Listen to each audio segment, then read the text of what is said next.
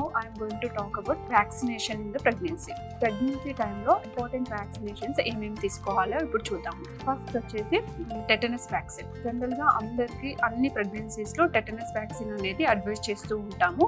ఇదేంటంటే ప్రెగ్నెన్సీలో ఇమ్యూనిటీ తక్కువగా ఉంటుంది కాబట్టి ఇన్ఫెక్షన్స్ ఎక్కువగా వచ్చే ఛాన్స్ ఉంటుంది కాబట్టి టెటనస్ వ్యాక్సిన్ అడ్వైస్ చేస్తూ ఉంటాము. జనరల్ గా 2 doses అవసరము. ఫస్ట్ డోస్ వచ్చేసి ఇమ్మీడియట్గా ప్రెగ్నెన్సీ పాజిటివ్ వచ్చిన తర్వాత ఫస్ట్ 3 monthsలో తీసుకోవచ్చు. బట్ జనరల్గా ఆఫ్టర్ 16 weeks to 24 weeksలో ఫస్ట్ డోస్ తీసుకోవాలి.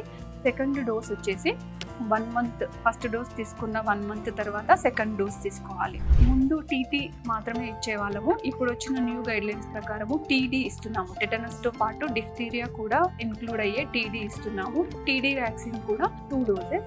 దీంతో పాటు ఆఫ్టర్ 28 weeks అంటే 7th month కంప్లీట్ అయిన తర్వాత టీడాప్ అని ఇస్తున్నాము. ఇదేంటంటే టెటనస్ డిఫ్తీరియాతో పాటు పర్టూసిస్ అనే వ్యాక్సినేషన్ కూడా ఇంక్లూడ్ అవుతుంది.